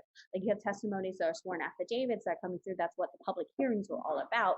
But that's not being yeah, then and a lot of considered into it. I don't know, a lot of the stuff that I heard, I didn't hear all of this, I don't hear everything, but from what I saw, a lot of the stuff I saw was a lot of hearsay, and I didn't see any actual evidence other than I would want to see like numbers, and I want to see like how many of these happen, and things like, and people like send me stuff all the time where they're like, oh yeah, like you want to talk about voter fraud, there was 400,000 California votes that were flipped or something, or like they didn't count or something like that. Like 400,000 in California is not a lot, like, and especially like with the margin that that Biden won by in California, that's not a lot at all. So the percentages of fraud versus the total population, I would want to see it have a significant a big difference. I want it to significantly impact, right? And if you're saying 400,000 but you're talking about California, that seems like different than if you said 400,000 inside of like Georgia or one of these states that actually had some sort of adjustment. The numbers are like, you know, like when you say 400,000 or 10,000, like when the margins are that small with it, like they have to be, you know, you have to be reviewed. I think we should have processes in place for having audits. I mean, we have that in businesses, like before when I used to do financial audits, like, every year with year end and stuff like that. Why wouldn't we have those type of processes in place now for our elections? And it's not so much voter fraud that I see, it's election fraud. Then the difference between like, you know, if a voter is trying to like, you know, maybe sending in a ballot and also going to vote in person, that would be a form of like voter fraud. But election fraud is something from like related to the Dominion software or to the people who are putting the ballots in, like the manipulation that's occurring from the counting side and not so much from the people. So I don't think there's very much in terms of voter fraud, but actual election fraud. Okay, so I did not know the difference there. I could have sworn that Georgia did audit though, because I think one of the argument was they were looking for the signature stuff. That's what I think that was the whole issue about signature matching. I think that was the argument the last time I sent you guys a link of this, but I could have sworn Georgia did an audit though. That's why I was saying. Maybe more this is but just to circle back to the original question, everything, like from what I saw with following through, I watched most of the majority of the full hearings, like the Georgia one was like 10 hours, the Arizona one was like 14 hours. So Pennsylvania was long too. So I watched the whole hearings and I was in person at the protests and stuff, and then and just talking at the ground level with people, I don't have that reassurance that this was a free and fair election, and the fact that things that I would think like why wouldn't you have these things considered? Like, let it be heard, let it be investigated. Like, and the thing is, like, when you have, you know, you have people who you have your Trump supporters who don't feel like it's a free and fair election, and then you have some people who are even questioning it on the Democratic side, like Democrats who are also questioning it. Like, we all want to have reassurance of a free and fair election. So it's like, just do the steps to give us that reassurance, and that's how we're going to actually be healing people. Because like the Biden's calling for unity and everything, you're not going to achieve that unity unless you can give the population reassurance that this is a free and fair election, and then to get them that's something that we'd be able to accept. If you freely and fairly won the election, yes, then I'd accept you as think about this though. So in 2016 election, something similar happened to this scale as well, because they asked for a manual recount. On top of that, I think they had asked in Florida. Actually, one of the states they asked for a manual recount. It took them like 3 weeks to do that.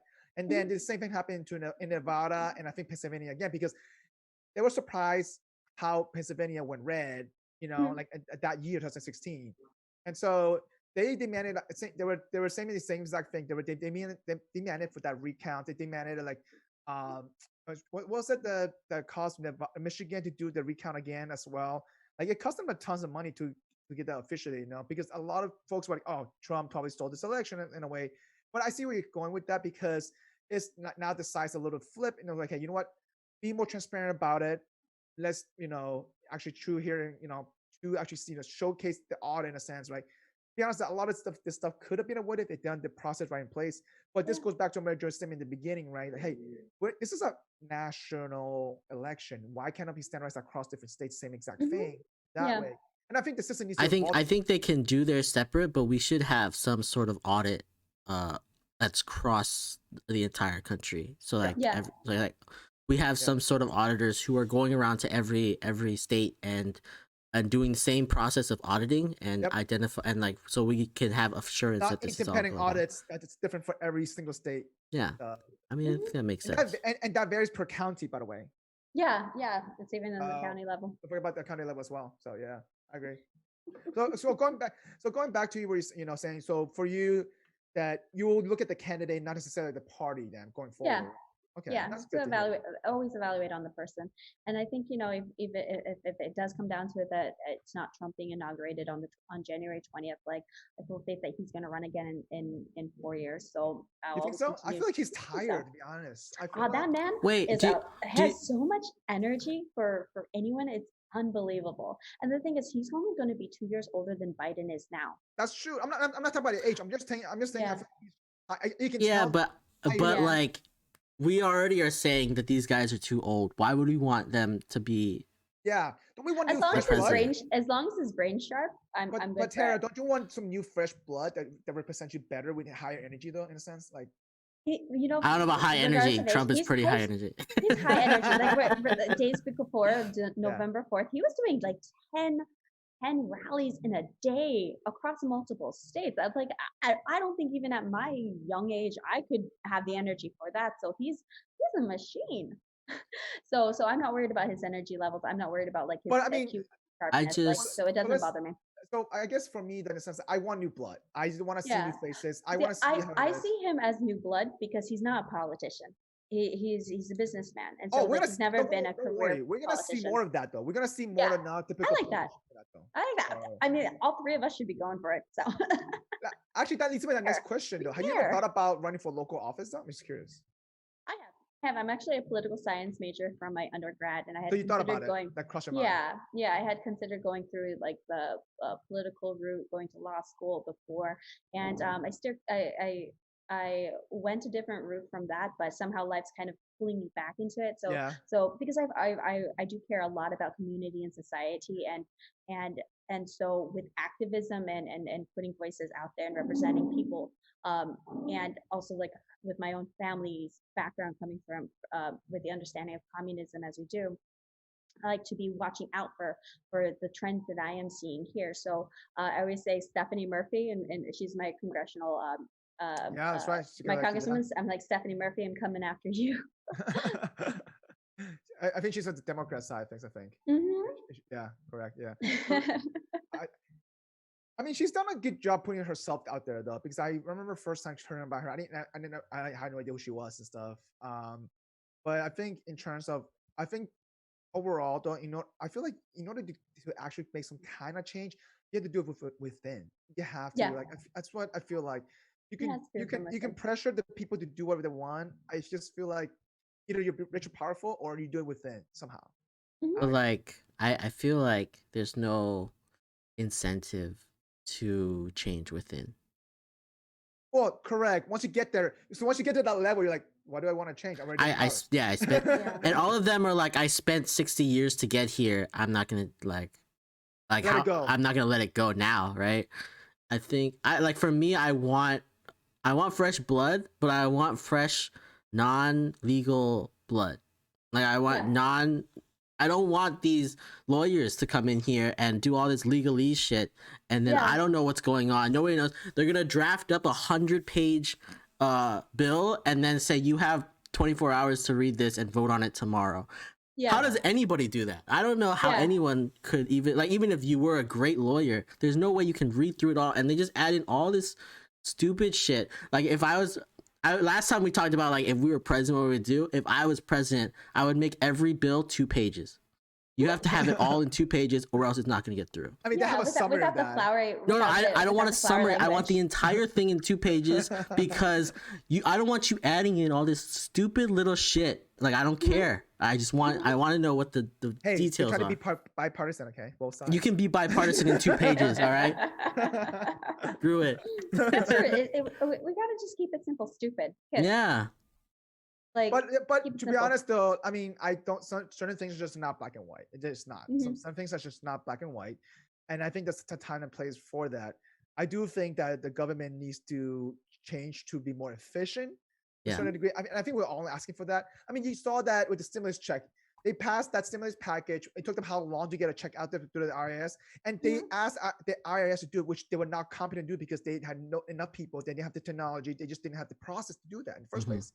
And so it's kind of like, cool. You know what I mean? Like, I don't think I'm not saying I'm not blaming any part of that. I just think the infrastructure was just not there in general, right? Yeah. So in terms of the voting system, I think definitely needs to get involved. Not only the voting system itself, but also the counting, like you said, just the counting of it, the election night, things like that. I think the electoral vote needs to evolve too. To be honest, we were talking, if we're talking about changes, but going back to what we're saying, why do they want to change? What's the incentive? What's the incentive? What, like, once they're there, they just want to keep the power. So why would they even change?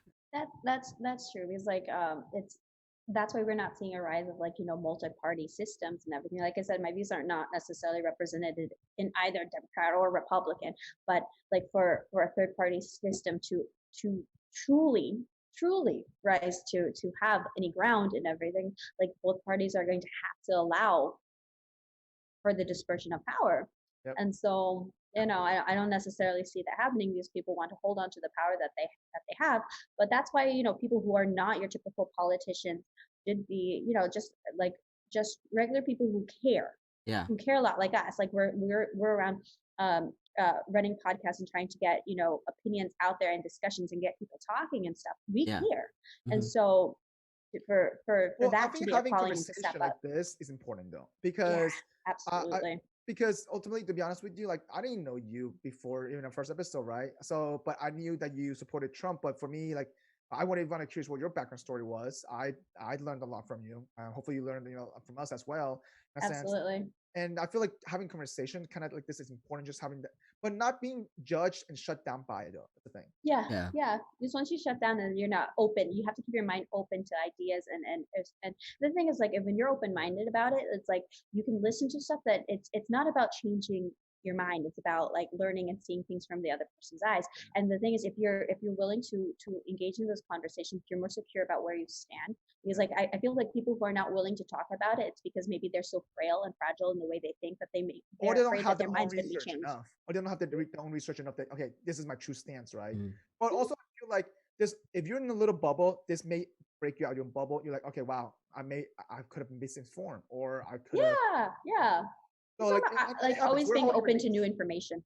Mm-hmm. Yeah, I mean, we're all human beings, right? So we are. So we grew up in our own frame of bubble in the beginning already, because where we are. It's the question is though, are you willing to expand the bubble, or are you willing to get out of the bubble, get out of the comfort zone to actually learn something new or not? But in order to do that, you have to have that awareness and mentality. You know what I mean? Like, so, and it's tough. I don't think an average person don't think like that. I mean, Tara, obviously you're not an average person, and it's just, I feel like it's it's us. I think it's up to the individuals, for people who are not the average person, to actually spread that kind of education awareness. Yeah. I mean, I don't think the politician would do that. I don't think any politician will. Yeah. They just, they don't even want to do it. I don't think they just keep pushing their agenda. Mm-hmm. Yeah, and that's also why, like, so, like, I mean, running for local government is great, but I feel like once you get there, though, I don't know, it changes people though. I've seen it for some people. It changes people just because they got in power, and now they're like, okay. I think you need to know where, in a sense, like you think of, I think of Dave Chappelle. Remember when he was coming really into the scene, he stepped away really at a height of his career and stuff. He already established where his line was going to be. Yep. And so if it ever crosses into that, that's when he knew he was going to exit this. So like that's up for each of us. So Dave Chappelle's a different story. I actually watched the interview. I've been following a lot of comedians lately, the past, I don't know, 6 months or so. And Dave Chappelle's story is a little bit interesting. He declined the highest paying contract because he realized he's not doing the show the way he wants to do it. Yeah. And And you knew the difference between at the point in time if people are laughing at him or laughing with him, and like the well, not just that, it's just the message, I guess, they were trying to. He was trying to do is that I'm in charge. This is my time. This is my, He didn't walk away for a year. He walked away for how long? 8 years. Till now. I think he's only coming back onto the scene now. I think he came back 2 years ago. It's been a few years. He's had a couple specials since he came back. Yeah, he's amazing. So I'm happy to see that. Yeah, and he's one of those rare bleeds where he can push the envelope with his jokes. Yeah. So, which is good. Yeah. Fantastic. I love how good he is of just delivering. Yeah.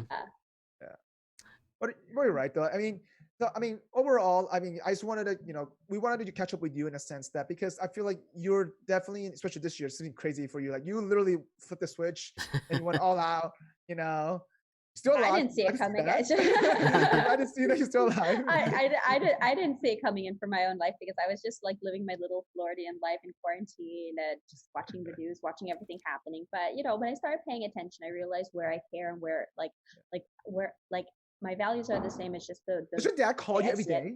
Like, does your dad call? Hey, are you okay? Are you alive? Send me a text. Like, I'm just curious. Like, I'm sure your family worries about you. Your friends worry. Yeah, they of course do and everything. So, but they also know, like, this isn't like, there's no really way of like stopping me. Well, they're not gonna try to stop you. Yeah, no one can stop you. No one can ever stop me. They just check in to make sure I'm alive. So follow my location. Here's my location. Yeah.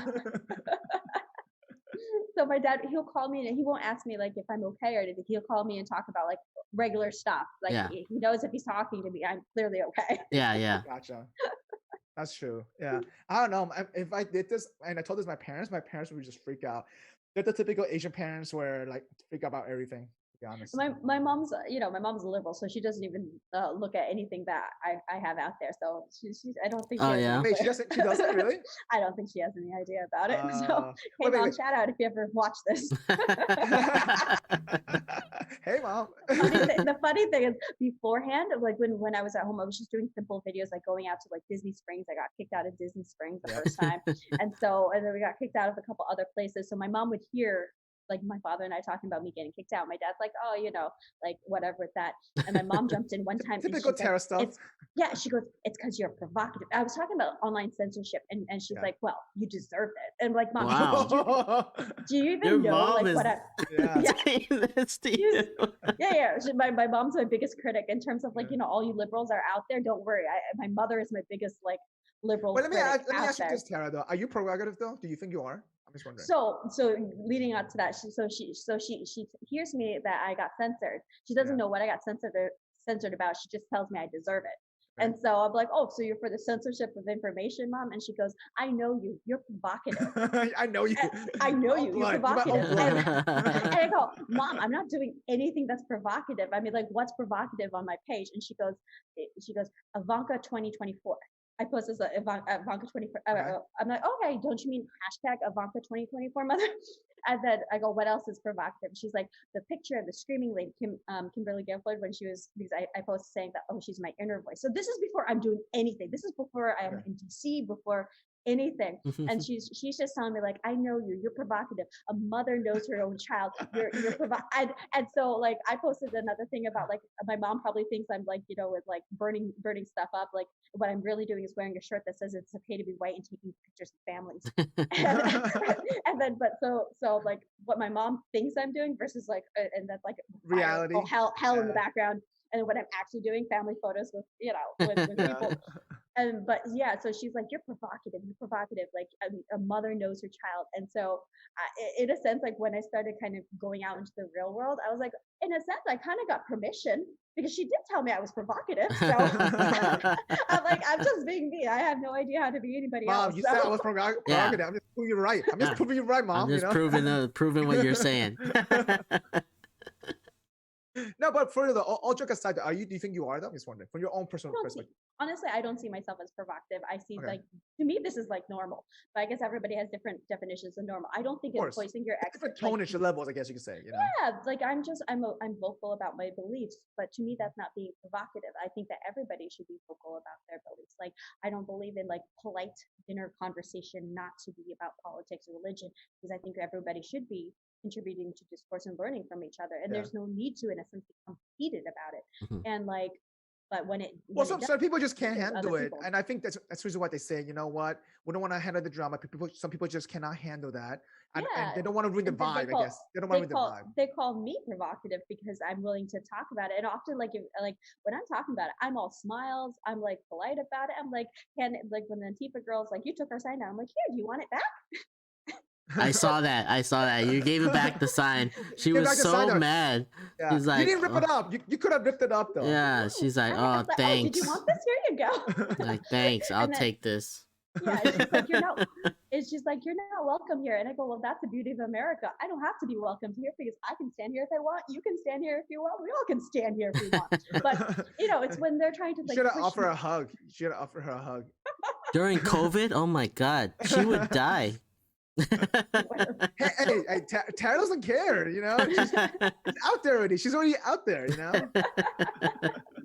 No, but to be honest with you, we're glad to talk to you. You know, seeing you. I'm glad you're healthy. You you just keep doing your thing. I guess I get what you're trying to do. You're trying to find the truth and try to push the envelope in a sense. Yeah, Mhm. I'm a truth seeker, a truth finder. So Yeah. like I'm reporting just what I see from my eyes on the ground level and putting that information out there, and people can decide for themselves. Like you have your message being shown on MSM, and then you have like look for the footage that you have from people who are out there on the ground level to really truth find. That's all I'm doing. Like yeah, I'm but like but I feel like with that mindset though, just be careful in a sense to be, because sometimes we become our own worst enemy where we're trapped with our own little self, right? Like in front of us. And I think we're all guilty of that just because of human being. That's all it is. And I think in order to kind of step beyond that is maturity, awareness in a sense. And I think you kind of have that in a sense. So just keep posting. I mean, your videos are going viral. Some of this, you have what, 4,000 views. I remember last time when we talked, you had maybe 800 subscribers now, and you had over 2,200 now. Yeah. So you're growing. So Yeah, keep doing what you're doing. We're gonna end this with our rant session. You want to go first? Free range rant session. So who wants to start? Let's the guest do it. Carol, you have anything? Kara, you want anything? I think I've been ranting this entire time. So. I don't know. Thanks for listening to my rant, guys. Hey, this is a free therapy session for you. Oh, actually, it has been very therapeutic. It has been. All right, I'll start with mine. How about this? So for me, in a sense that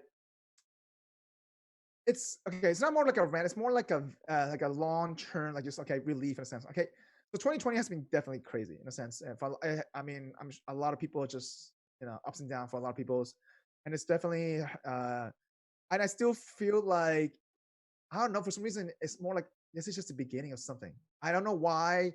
It's kind of in the back of my head. I cannot figure out why. It's annoying the hell out of me. I'm like, would 2021 be either worse or just crazier? I don't know. I can't tell. Like, you know what I mean? Like, but something about it, like this is just the beginning. You're thinking we're not done yet. We're not done yet. We're not done yet. Like, yeah. It's kind of weird. I don't know. It's not like a Venom rant, but it's just something annoying me in the back of my head. I don't know. But this is you being Nostradamus and being like, we're just the beginning. Lots of stuff is gonna happen in 2021. You think 2021 is gonna be worse than 2020? I don't know. I just feel I feel like 2021 is gonna be another. It's like a great reset that's going on. So yeah. Well, I feel like 2021 it's gonna be another crazy year. I don't know if it's gonna be good or bad, but it's just gonna be another.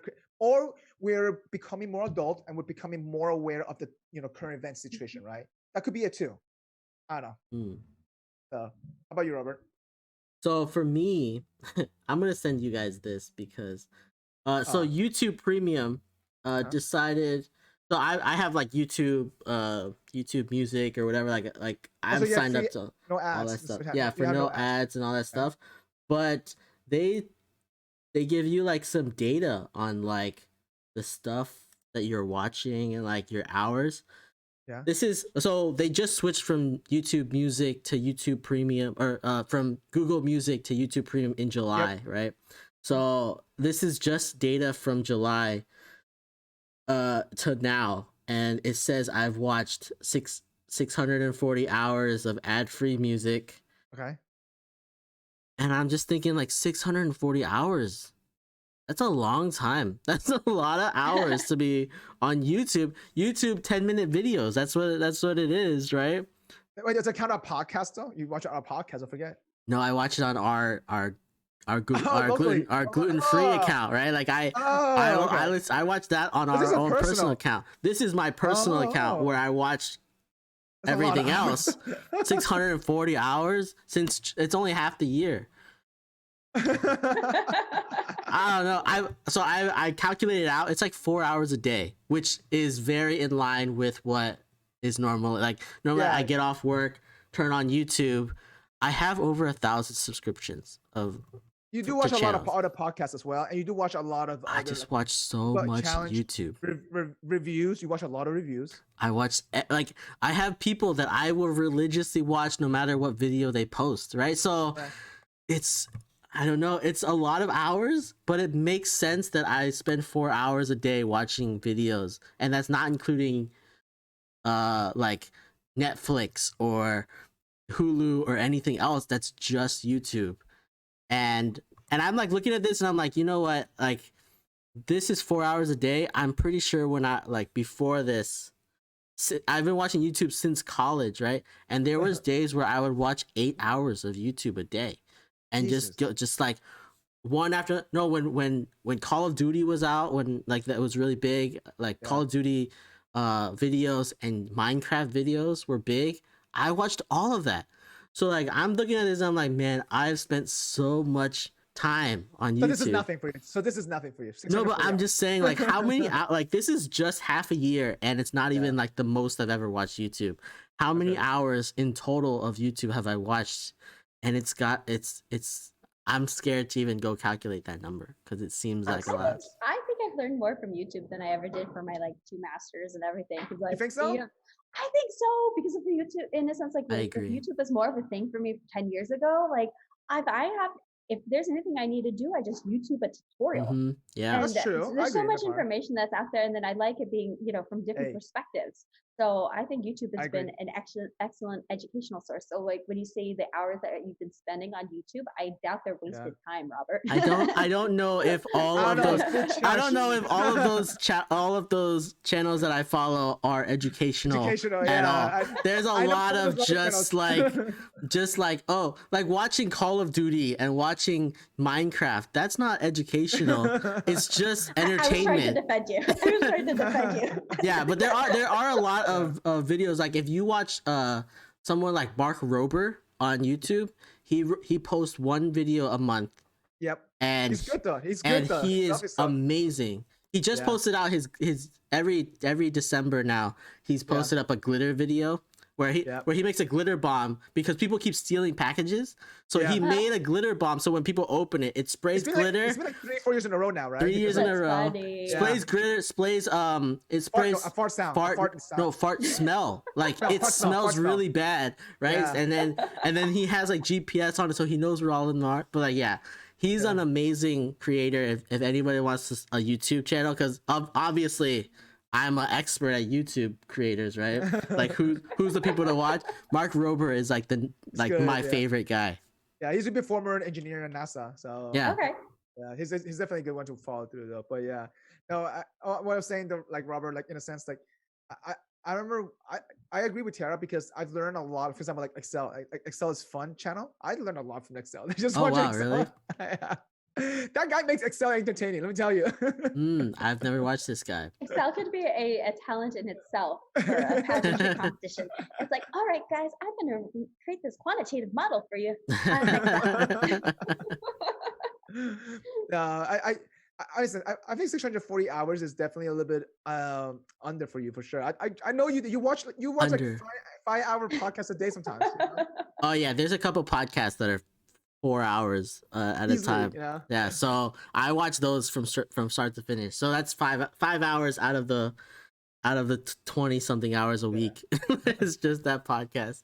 All right, speaking of podcasts, well, Tara, listen, we appreciate you. We gotta end this episode. I know it's getting late. It's Thanks, dark behind you guys. already. Yeah, It's dark. we started it was light and now it's dark. Yeah, I'm gonna go have outdoor dining in the Oh freezing my cold God. weather to support my restaurants over here. No, wait, listen, hey, we appreciate having you on. Thanks for your time. Keep doing what you're doing in a sense. Just keep learning, keep growing. So Yeah, what do you want to pimp? yeah, your YouTube channel below. Oh yes. Please, everybody, be sure to check out my YouTube. It's Polish American Brotherhood on YouTube, and then also all my social media handles are POAM Brotherhood. That's exactly how it sounds. But check me out on YouTube, and please feel free to reach out with any questions or any other content that you'd like me to discuss. Happy to always answer to anybody. All right, sounds great. Well, for those who are watching us on YouTube channel, don't forget to hit the like button and subscribe to us. And for those who are listening to us, subscribe to our podcast. And leave some comments. We'd like to hear, what people like to say. If you want to come on the show, come on. We'd like to talk to you about anything. Yeah. You're welcome. And go on to our website, gfothoughts.com, and watch any other episodes that we have. Yep. Appreciate everybody. Thanks, Sarah, again, for coming in. All right. Bye. Until next Peace. time. See ya. Thanks for joining us for this episode of the Gluten-Free Organic Thoughts podcast. As always, we appreciate you. If you are watching us on YouTube, please don't forget to subscribe to our channel, like this episode, and leave us a comment. If you are listening to us, please leave us your honest review on your preferred podcast listening platform. And as always, you can find us on social media at Facebook, Instagram, and Twitter at GFOT Thoughts. Drop a comment and give us some feedback. We would love to hear from you. Until next time, see you then.